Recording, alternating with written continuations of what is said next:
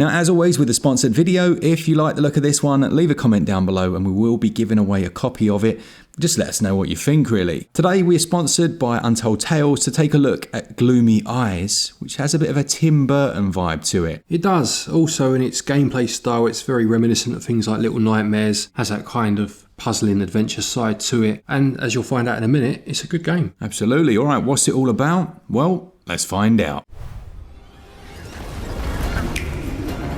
There are other stories. Starting with the story then, and this tells a tale of a world where the living and the undead are at odds with each other, they are fighting, and you'll play as two different characters here, switching between the two, we'll get onto that in a minute. One, a young zombie, and the other, a small girl, on a quest to try and restore the sun. The whole experience is narrated by an Irish graveyard keeper, and that gives it a nice coherence. It feels like a Grimm's fairy tale. Yeah, he'll weigh in with a few lines every so often as you move through each of the screens, just giving a bit of detail to what you're doing, but also some of the background as to how the world got into this state in the first place. It has a Tim Burton feel to it, doesn't it? It could almost have been a Tim Burton film adaptation. Yeah, it's definitely got that claymation look to it that Tim Burton has used in a few of his feature films over the years, mixed with that macabre style. It is a good mix, it works very well, doesn't it?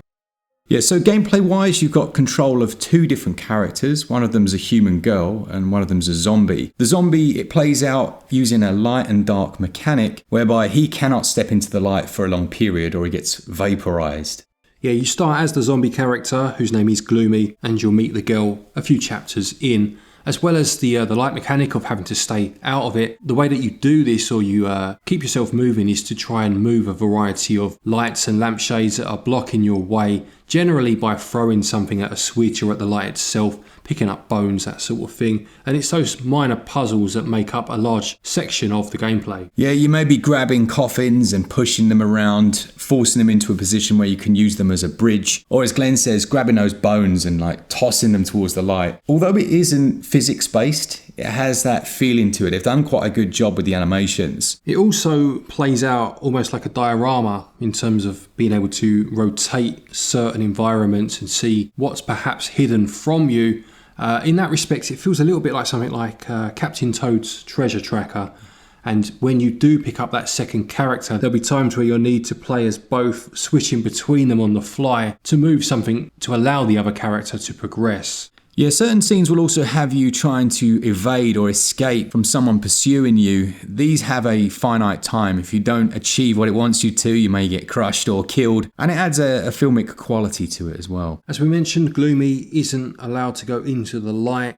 The young girl, whose name is Nina, will have to go into the light at times to stay out of the way of trouble. It could be a monster chasing her. Remember, there is this divide between the humans and the undead. And as I mentioned earlier, it may well be that you need to knock a light out of Gloomy's way that will then find itself in a position where it can assist Nina later on. In some ways, it does feel like some co-op games that we've had in the past, and this describes itself as like a single-player co-op game, where you will need to use those two characters in conjunction to achieve a lot of the goals.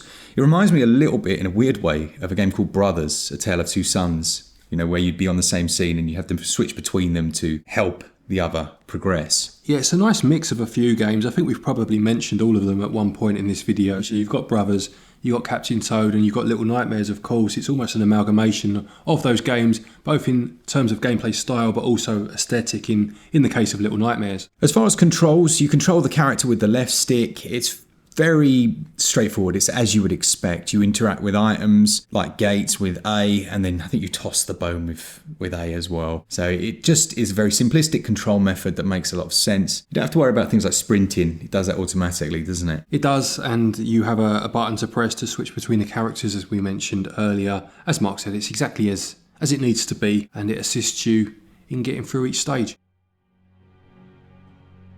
One of the most interesting areas actually are the visuals, and we will look at performance as well on Switch 1 and 2, just so that you can decide which platform is best for you if you have both. So we said earlier, it's definitely got that Tim Burton vibe to it. If you think things like Beetlejuice, Nightmare Before Christmas, what was the other one? Corpse Bride, wasn't it? Definitely has that that style to it, with the most common thread, aside from Beetlejuice of course, being that claymation. While it is quite a dark game, there's actually some nice detail in here. As Glen says, that claymation style, it looks really nice actually. It looks a bit like it could have been handmade. And they've also done a good job of differentiating scenes based on who you're playing with. So Gloomy sections are very blue, whereas Nina's sections are that bit brighter. But then obviously as they work together, the two styles clash in a way that's not always aesthetically pleasing, but it does suit the nature of what's happening with these two worlds of people that don't like each other kind of coming together.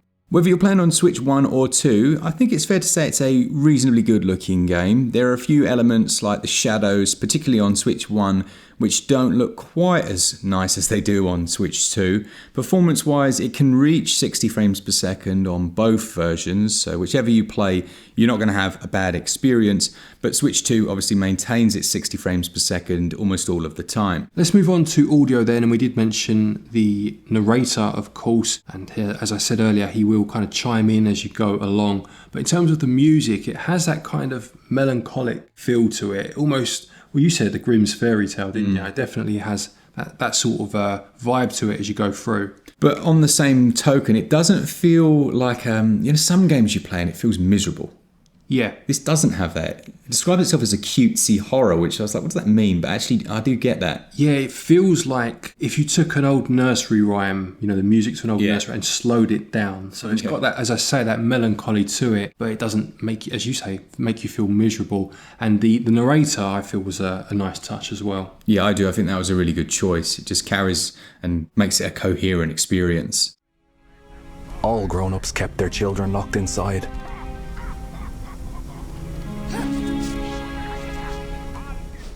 This one has an RRP of £22.49, although there's going to be a launch discount of 20%. And all the price information for that will be on the screen. I guess the best one really is the owner's discount, which gives you 30% off, and that applies to anyone who owns any game from Untold Tales. The game is split into chapters, and they're relatively short. You'll kind of just move from one area into the other. You wouldn't know it was a chapter were it not for the fact it flashes up on screen. I like that way of doing it rather than completely segmenting it. It works well in this context. I think for an indie to achieve something that is this good is actually quite impressive. We look at things like Little Nightmares, they've got a massive budget behind it. This feels on par or close, and I think that's quite impressive. So there we have it, that's Gloomy Eyes. Do let us know what you think of it down below. As Marc said at the beginning, we will be giving one code for this game away. So yeah, stick your thoughts down in the comment section. Thanks to our Patreons and members, all of you that enjoy the content, and I guess we'll see you on the next one. We will indeed. Take care, and until next time, happy gaming. In truth, he would be its undoing. The sun is hiding, with no plans to ever rise again. You can stop looking.